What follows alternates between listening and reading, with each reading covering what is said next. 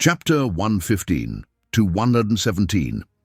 Ever since Shirou had come to accept his own darkness, he had never felt such an intense desire to beat someone up, not even Gilgamesh. After a long and exhausting day, Shirou returned to his room hoping to get some rest. However, to his surprise, Kay emerged from under his bed with a smug expression on his face. Shirou felt like he had hit rock bottom. In a fit of rage, he grabbed Kay's face with a vice-like grip and hurled him out of the window like a piece of garbage. Despite changing his sheets and mattress in disgust, Shirou was unable to sleep for the rest of the night. The next day, Kay was still following Shirou with a smile on his face. Shirou was certain now that Kay and Artoria were trying to recruit him. He had never seen Artoria so insistent, and Kay was sticking to him like gum on a shoe. He couldn't help but smile wryly and said, "Kay, please, I'm begging you to return to your normal self. Otherwise, I might have to hit you for real." "Why?" Kay asked, looking puzzled. "Isn't my attitude friendly?" "It's because your smile is really creepy." Kay's expression faltered, and he began to doubt himself. "And I can't be a knight," Shirou continued. "Why not?" "Because this isn't my home, and I'll eventually have to leave," Shirou explained. He had to return to Fuyuki City, so as far as Britain was concerned, he was just a passerby. "You keep talking about leaving, but where do you actually come from?" "I come from," Shirou started to say, but a sweet aroma filled the air, and a familiar male voice rang out around them. "He comes from Avalon," the voice said. Shirou was stunned for a moment and turned to see a sea of flowers stretching out before him. In the midst of the flowers, Merlin was walking towards them. "Merlin, what brings you here?" Shirou asked, glancing over at Kay.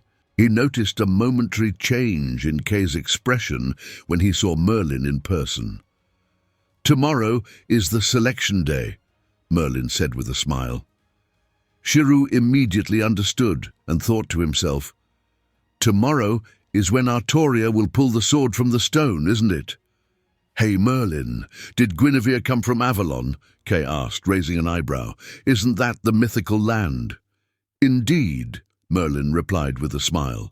Shirou couldn't help but pull Merlin aside and ask in a low voice, "What are you planning?" "I'm not planning anything. I'm not from Avalon," Shirou said defensively. Merlin spread his hands helplessly and said, "You can't just go around telling people you're from the future. It would cause chaos." "Really?" Shirou looked at Merlin suspiciously. He knew Merlin was a slippery character who lied 9 times out of 10. He might be playing some kind of game. "Look into my eyes." Merlin pointed to his own eyes. "Are you going to tell me you're lying again?" "Ah, do I seem like that kind of person? Really?" Merlin sighed and said, "What I mean is, you have to trust me, Shirou." The gentle tone of Merlin's voice gave him goosebumps. Shirou glanced at the flowers on either side of Merlin and felt curious. He couldn't help but ask, "Do flowers really bloom wherever you go? No wonder you're called the Magus of Flowers." "No, you're overthinking things. These flowers are just illusions," Merlin replied. "Illusions?" Shirou raised an eyebrow and looked at Merlin in surprise. "Why would you create illusions while walking?" "To enhance my noble and elegant aura, of course, Shirou." This guy really deserved a beating. "All right, that's enough. Remember not to slip up. You're from Avalon, so don't reveal your true identity or it will cause a big mess," Merlin warned. Shirou nodded in agreement. "I understand." "Oh, there's one more thing," Merlin continued. "What is it?" "Since our tie in that duel 5 days ago, I've learned a valuable lesson." Merlin began to explain. "Hold on," Shirou interjected, questioning. "Are you certain it was a tie?" "Absolutely, it was a tie," Merlin confidently asserted, not missing a beat. "You see, I held the advantage in the beginning, and you gained it towards the end. It was an even match with a 50-50 chance. How could it be anything but a draw?" Shirou couldn't help but concede. This man was even more shameless than he was. "Regardless, I've realized that non-humans have their own limitations, and I must continue observing humanity, Merlin admitted. Shirou, still puzzled, asked, "So, what does that have to do with me?" "I'm studying you," Merlin revealed. "Now come and become Artoria's knight." "Thanks, but I have no interest in serving as someone else's knight," Shirou declined without a moment's hesitation. "Why not?" Merlin inquired. "As a native of Avalon, you should be aware that Artoria is destined to become a legendary king, leaving a mark on history. You too could have your name etched in the annals of time. This isn't my home, and I want to go back." "You can't go back," Merlin shook his head. "Why are you so sure?" "Because my eyes have witnessed the truth," Merlin responded, gesturing to his own eyes. "It is preordained." Shirou lifted his hands and spoke earnestly. "Let me be clear. The fact you've seen in this so-called destiny will be shattered by these very hands." Merlin appeared taken aback. "But why?" "Because I am human, and I will use my hands to forge the future I desire," he proclaimed with unwavering determination. He bade farewell to Kay and strode away. Merlin stood there, momentarily dumbfounded, before a subtle smile graced his lips. "Humans truly are fascinating," he mused. "I shall continue observing this so-called human potential." As they arrived back at the manor, they found a group of soldiers wearing armor outside. Shirou and Kay were curious and asked a few servants, only to learn that a noble guest had arrived. As Ector's legitimate son and heir to the manor, Kay was obligated to meet the guest, while Shirou had planned to stay behind. However, Kay insisted that Shirou join him. Shirou protested, "I'm just a freeloader who eats and drinks here." "Don't be ridiculous," Kay replied. "You're an honored guest of our manor. In the future, you'll become Artoria's knight just like me." "I can't become Artoria's knight," Shirou said with a sense of helplessness. "You should give up on that idea. Anyway, since you can't go back to Avalon, why won't you assist Artoria?" Kay asked curiously. "Who said I can't go back?" Shirou raised an eyebrow, feeling annoyed. "I'll find a way to return, no matter what." Kay ushered Shirou into the reception room, where Ector and Artoria were deep in conversation with a young blonde knight. Upon noticing their arrival, Ector nodded in acknowledgement. The young knight turned to greet them, directing his attention towards Kay. "You must be Sir Ector's son, Kay, am I correct?" Kay nodded politely to Gawain and asked, "And you are?" The young knight smiled warmly and replied, "I'm Gawain." Kay was a bit taken aback. "Ah, you're Sir Gawain, the son of King Lot, the knight blessed by the sun, right?" Shirou looked on, feeling speechless. Why did it feel like they were praising each other in a business deal? They were just missing the typical exchange of, "Nice to meet you." "The pleasure is mine." "But, Gawain." As Shirou looked at him, he couldn't help but notice the young knight's striking good looks. Despite his youth, Gawain possessed a gentle smile, and his tone was friendly and polite, like sunshine. He looked like the perfect prince, charming from a fairy tale. He knew that Gawain was the son of Morgan Le Fay, and would later become one of the Knights of the Round Table. He wielded the sister sword of Excalibur, the sword of revolving victory, Galatine. He also possessed the blessing of the sun, and his power tripled during the 3 hours from 9 a.m. to noon and the 3 hours from 3 p.m. to sunset. Despite Gawain's impressive abilities, Shirou couldn't help but wonder why he was here. Something about the situation felt off to him, and he frowned in concern. As Kay and Gawain finished their conversation, Gawain's gaze fell on Shirou, and he asked, "May I ask, who is this knight?" "I'm not a knight," Shirou replied, shaking his head. "You can call me Guinevere." Britons struggled to pronounce Shirou's name correctly, so he chose to go by the name of Guinevere instead. It was easier for them to pronounce, and it was a name that they were familiar with. When Gawain heard the name Guinevere, He was momentarily taken aback, his eyes widening in surprise. He then turned to Shirou and asked, pointing at him, "Are you the stunningly beautiful Lady Guinevere, daughter of Leodegrance, who shook the entire land of Britain with her unparalleled beauty?" Shirou was completely baffled by Gawain's question.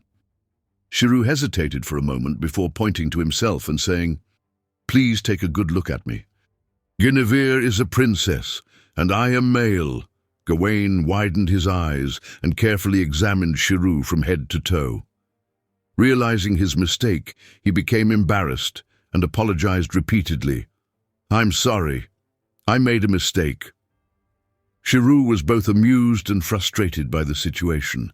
It seemed that everyone in Britain was prone to mistaking someone's gender. He couldn't help but feel annoyed with the name Guinevere that had been thrust upon him, chased by a group of cavalry who had continuously called him Guinevere, and in the end, the name had stuck. This was mainly due to Shirou's lack of understanding of the Old English language at the time, making it difficult for him to argue. Being in an unfamiliar environment, he had to remain cautious and analyze the situation silently, which led to him being stuck with the name Guinevere for almost a year, until it became an identity he couldn't shake off. He lightened the mood and turned to Gawain, asking him the reason for his visit. "Well, you see," Gawain began, "my mother heard that her brother Arthur was being fostered in Sir Ector's house, so she asked me to bring Arthur to meet her." At the mention of Princess Morgan Le Fay, Kay's expression darkened slightly, and Shirou raised an eyebrow, glancing subconsciously at Artoria. Fay, also known as Morgan, was King Arthur's sister and played a significant role in the downfall of Camelot. She was not only King Arthur's sister and the daughter of Uther Pendragon, but also the mother of Mordred, Gawain, Agravain, and others. In addition to her royal lineage, she was also the dark side of the Lady of the Lake. Since the death of King Solomon, the Age of Gods had disappeared, and this had a profound impact on Britain. Age of Gods, every king of Britain received a blessing from the land, and with the disappearance of the Age of Gods, King Arthur was the last to receive this blessing. After Uther's defeat at the hands of Vortigern, he and Merlin designed the Red Dragon of Britain to pass on the mystery to the next generation, which became Arthur, or Artoria. However, surprisingly, Morgan was also a princess with a supernatural bloodline, and was the daughter who inherited the British Isle. Lord of the island, she was capable of surpassing Artoria and turned the entire island of Britain into her own property. In the Arthurian legend of the Nasuverse, Morgan despised her sister, who was also a woman but was favored by their father. This resentment drove her to spend her entire life seeking revenge, and she ultimately became a major factor in the downfall of Camelot. On the day before the selection day, she sent Gawain to invite Artoria to meet with her. He didn't know if there was any deeper meaning to this, but he was worried that Artoria might agree to the invitation. But to his surprise, she stood silently behind Ector, revealing that he had misunderstood her. Although Merlin had taught her to be somewhat formal, serious, and occasionally clumsy, Artoria was not foolish. She knew that her true identity was not a male, and that she could not reveal herself to others, especially not in front of her sister, who practiced Magecraft. Regretfully said, "That's unfortunate. Arthur is currently preparing for the selection day tomorrow and isn't at the manor. Perhaps you can meet him tomorrow." It's worth noting that Uther had given Artoria the name Arthur, which symbolized a male, while Artoria was her real name, known to only a few individuals. "I see. That's a shame." Gawain expressed his disappointment and smiled kindly. "In that case, I will take my leave." Gawain departed quickly and decisively. The party had come to take Artoria to meet with Morgan. Hold on, does this mean that Morgan was already in town? This was getting interesting. If Morgan, who possessed the power of the island, could pull the sword from the stone, what would happen to the king's selection? Shirou wasn't aware of it, but Artoria's daily mission had arrived. "Guinevere, would you do me the honor of becoming my knight?" Artoria made a sincere request. "Sorry, but I must decline," Shirou replied without hesitation. As he gazed into Artoria's blue eyes, he began to feel a headache coming on. It felt like he had become the target of a dating simulation game, with Artoria as the player who greeted him daily, increased her affection level, and ultimately won him over. What a joke. He was not some character in a dating sim game. Leaving the estate, Gawain led his cavalry to their temporary quarters and recounted everything he had seen and heard to Morgan. "So, they claimed it was all in preparation for the selection day tomorrow." Morgan sat on her throne, lightly tapping the mithril armrest with her slender finger. A faintly mocking smile emerged on her beautiful taut face, which bore a resemblance to Artoria's. "Preparing? I think they're attempting to conceal something," she mused. "They be hiding, Mother?" Gawain inquired. "Whatever it is, we'll find out soon enough. For now, let's focus on tomorrow," Morgan said, reassuring him. "Just do your best to pull the sword from the stone." "I promise to do my best, Mother," Gawain replied. After instructing Gawain to rest, Morgan tapped her finger on the armrest before rising to her feet. The throne she had been seated on liquefied like water and vanished underground. Not only a skillful magus, but also possessed the power of the island. Approaching the window, she peered down at the bustling town below and muttered to herself, "If you were a girl, Arthur, I would never relinquish the throne." With the power of the island coursing through her, Morgan was, without question, the most qualified candidate to succeed Uther's throne. Despite possessing the power of the island, Morgan was never interested in inheriting the throne, since, according to the laws, a woman couldn't become a monarch. Learning about Uther's plan to execute the ideal king and create the Red Dragon of Britain only made her less interested in the throne. Instead, she focused on supporting her younger brother's efforts to unite Britain. She considered how she could best assist him and bring about the peace and stability that their land so desperately needed. When Arthur was 5 years old, he was sent away from the kingdom to be fostered, and the sword in the stone and the day of the selection were established as an alternative to directly naming an heir. Morgan sensed that there was something amiss, but being young at the time, she didn't give it much thought. The day of the selection drew near. Morgan became increasingly uneasy about the ideal king plan. Ultimately, she realized the most crucial point, that Arthur was likely a daughter like herself. This was a horrifying realization because it meant that their family line would come to an end. It dawned on Morgan that all of Uther's offspring were daughters. If that were the case, why should she, who inherited the legitimate power of the island, relinquish the throne to the artificially created Red Dragon? Why should she have to stand by as her father, Uther, lavished all his attention and hopes on Arthur? She was consumed by jealousy and fury. These emotions motivated her to bring Gawain to this town. She wouldn't relinquish what rightfully belonged to her. However, after arriving in town, she realized that this matter was likely not as simple as she had anticipated. This was due to the involvement of Merlin and the Archbishop. Moreover, the arrival of the White Dragon had become a major nuisance. It was none other than Vortigern, the usurper king. Although their encounter had been brief, Morgan was certain that she had seen him correctly. As someone who had inherited the power of the island, she could detect Vortigern easily. However, she chose not to expose him. Vortigern was an excellent pawn to stir up trouble, and she couldn't pass up this opportunity. She would wait until she obtained the sword in the stone and fulfilled the day of the selection before revealing his true identity. This way, she could force Merlin and the Archbishop to acknowledge her rightful claim to the throne. This was the true value of Vortigern.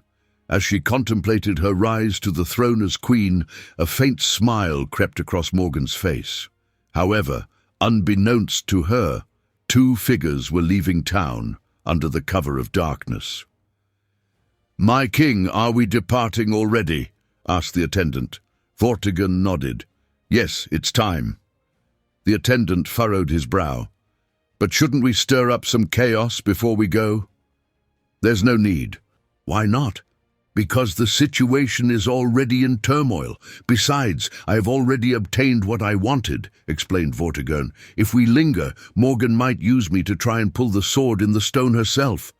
"What? Morgan? Isn't she in Orkney?" the attendant asked in surprise. "She's been out for some time, and she's already discovered me." "Does she believe she can exploit me while keeping me hidden? In comparison to my naive brother Uther, she is light years ahead of him. Come on, let's make haste and return quickly. Before long, these British kings will begin to bicker among themselves. That's when we'll seize the opportunity and annihilate them all." Vortigern brandished his cloak and rode off into the distance. Shirou woke to the sight of sunlight peeking through a crack in the door, even though the room was still dim. He could hear the commotion outside, where Artoria and the apprentice knights were preparing as if they were headed into battle. He suddenly remembered that it was the day of the selection, which explained the young people's excitement. "Guinevere, why are you still wearing those sloppy clothes? Today's the day of the selection." Kay frowned at Shirou, who was dressed in his usual grey linen clothes. "I'm not going," Shirou replied with a smile. "What do you mean you're not going? It's a grand event. Come on, let's go," Kay insisted, pushing him forward. Okay, I'll go." "Stop pushing me," Shirou said, resigned to his fate. "If you're going, let me get you some armor," Kay said, rubbing his chin. "Forget it. I just want to have some fun. Wearing armor is too tiring." "All right," Kay thought for a moment and said, "Besides, there's no suitable armor for you in the estate." Shirou smiled, knowing that it was true. He looked like a slender 13-year-old boy, and there was no armor in the estate that would fit him properly. The apprentice knights had already left on horseback, and Shirou, Artoria, and Kay were walking slowly toward the town. The apprentice knights, unaware that the sword in the stone had already been predetermined for Artoria, were eager to fight for the throne. But both Shirou and Kay knew the truth, and only joined in to be a part of the excitement and increase their numbers. "Oops!" Kay suddenly slapped his forehead and turned to Artoria. "Sis, I forgot to bring my spear. Can you go back and get it for me?" "As a knight, how could you forget your spear?" Artoria frowned. "Well, cavalry battles have been obsolete for a long time, and I've only been farming lately. Military horses are rare too. Anyway, could you please go back and get it for me?" Kay pleaded. "Okay," Artoria nodded, mounted her horse and rode off to retrieve Kay's spear. As they watched Artoria ride away, Shirou turned to Kay and asked, "Did you do that on purpose?" "Sort of," Kay nodded. "Why?" Shirou asked. Kay scratched the back of his head and smiled helplessly. "As her older brother, I can't help but feel a little protective. When I think about the future of all Britain resting on her small shoulders, it's hard to watch her ride off into danger without feeling anxious." Shirou remained silent, lost in thought. After pulling the sword from the stone, Artoria could no longer be a knight and had to abandon her identity as a woman completely to become a king and pursue the vision of destruction that destiny had bestowed upon her. Thinking of the righteous and obsessed girl he had met during the Fourth Holy Grail War, who was more like a knight than a king, Shirou couldn't help but shake his head. He knew the ultimate fate that Artoria would eventually face, but there was nothing he could do. In other worlds, civilizations could only rise and fall or wither away on their own. But in the ancient Britain of the Nasuverse world, it was destined to perish by the will of the heavens. Since King Gilgamesh's rebellion, the Age of Gods had begun to disappear. By this time, the Age of Gods in continental Europe had already ended, and only remnants of it remained in Britain. As humans gradually established their position as the dominant species on Earth, the Age of Gods in Britain was also fated to come to an end. Unfortunately, the ancient Britons were also considered creatures of the Age of Gods. After Artoria defeated Vortigern, the soil in Britain began to deteriorate, production gradually declined, and ancient Britain eventually perished, marking the end of the Age of Gods. This was the true reason behind Camelot's downfall. Listening to Kay's capricious musings, Shirou nodded in agreement. Yes, that's how it was. Why don't you become Artoria's knight and follow her? Kay suggested. Shirou shook his head. It's not possible. I can't fulfill that request. Why be so stubborn? Artoria won't mistreat you, Kay asked, feeling helpless. Sometimes things can't be forced. I'm destined to leave, so I can't pledge my loyalty to anyone. Okay, Kay sighed, accepting his decision. But before I leave, if you need any help, I'll do my best to help you, Shirou offered. Good brother, that's settled then. Kay hooked his arm around Shirou's shoulder and beamed with happiness. Shirou rolled his eyes and said, So if I help you, I'm a good brother, but if I don't, I'm not.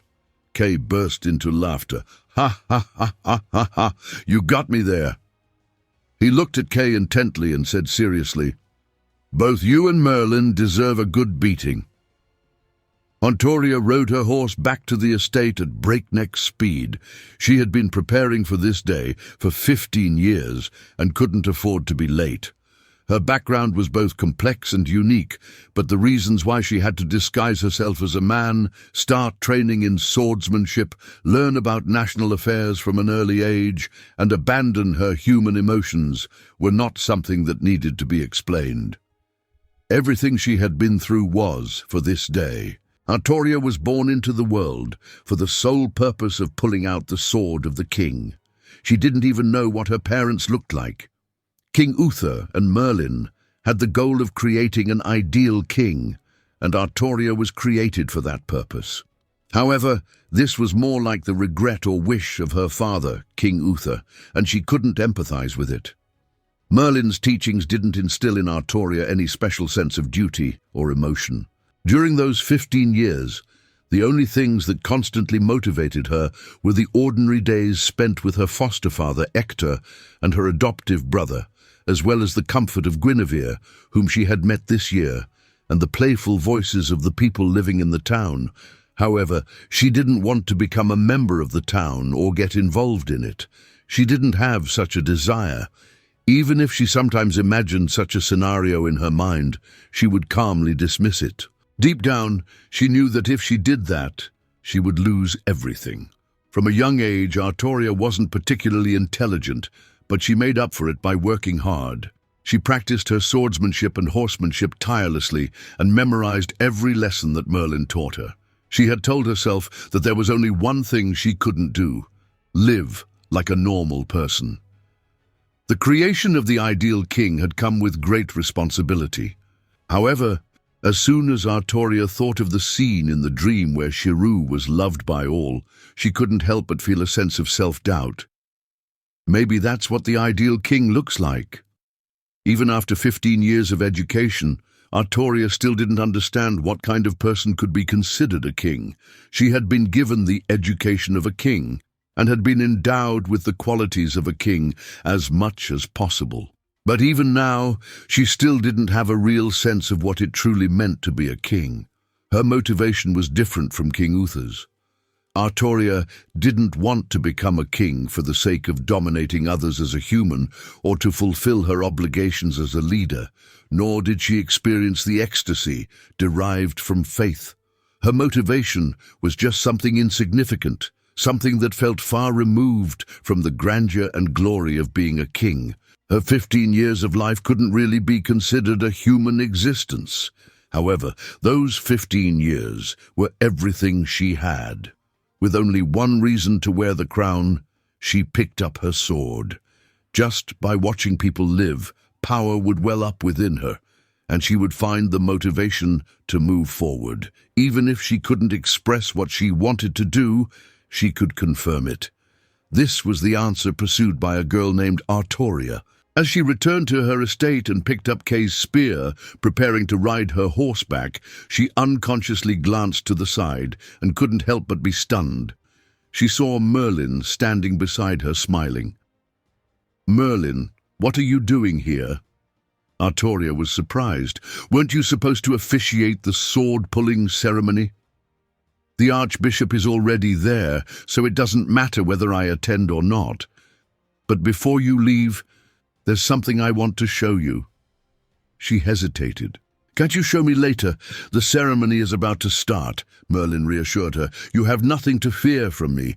I won't harm you. However, I must warn you that once you pick up the sword, you will no longer be human until the end. Moreover, everyone will hate you, and you will meet a tragic death." Images flashed before Artoria's eyes. Using his spell, Merlin showed her the tragic future she would face after picking up the sword. This was not advice, but a prophecy. If she picked up the sword, no matter how much she struggled, she would face the grim reality of a lonely and tragic death. Artoria's expression twisted with fear. Merlin's revelation was different from the plan that had been made with Uther.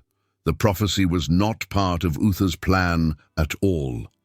The plan was simple, and Merlin was supposed to push Artoria as planned.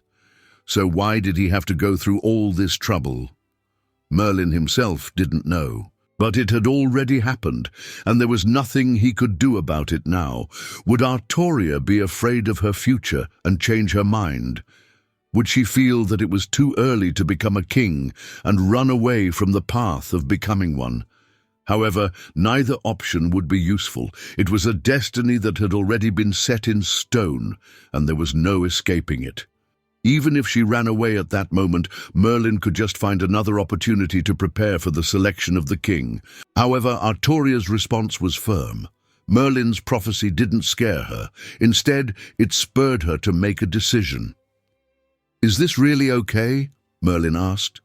As a gentle breeze blew, Artoria's sun-like blonde hair fluttered in the wind. Without looking back, she nodded in affirmation. "Guinevere has shown me the true nature of the king. He embodies the ideal of kingship. If possible, I want to serve him as my king. But since the duty of the king falls on me, I will continue to strive towards the image of the king that Guinevere has shown me," Artoria declared before riding off.